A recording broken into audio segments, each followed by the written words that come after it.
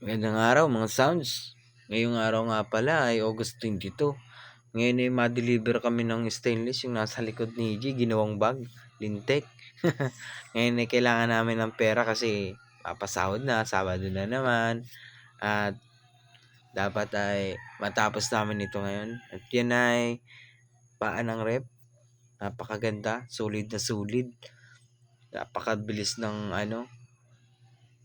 buti nagpagawa niyan si Ma'am Miriam Recto. Kasi gagawin ko rin yan sa bahay kasi pampabilis baga ng paglilipat ng rep. Napakasimple ng paglilipat. At yan, dito naman tayo sa hanging cabinet at maglalagay lang naman kami dyan ng lock. At yan lang, paulit-ulit lang ang paglalagay ng lock. At tapos to din naman yan. Lock lang. Tapos flex na lang namin yan sa inyo, gar.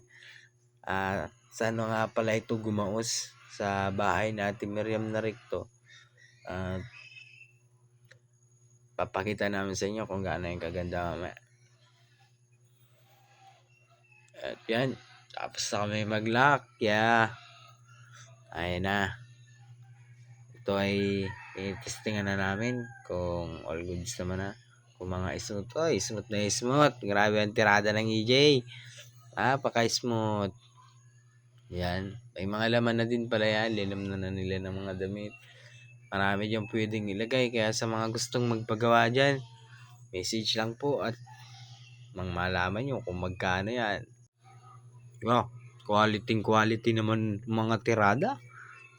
Talagang smooth na smooth. EJ?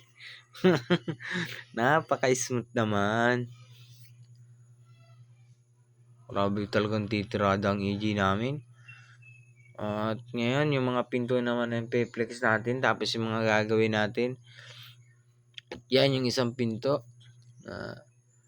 Pare-parehas lang sila ng design. Bali, pag ganyan nga palang tatlo ay may bibigay namin ng 6.5 ang isa. Pag tatlo, pag maramihan, para isang anuhan lang, nabibigay namin yan ng 6.5 ang isa. At yan nga palang hanging cabinet na yan ay nasukatan ko na yan. Papagawa pa daw yan nila. At itong isang pinto na yan. At may isa pang pintong ipapagawa. Yung kampi dyan, side na yan. At ito nga pala yung sukat ng hanging cabinet. Mga plano. Plano. At abangan nyo ang hanging cabinet na gagawin namin dyan. Okay.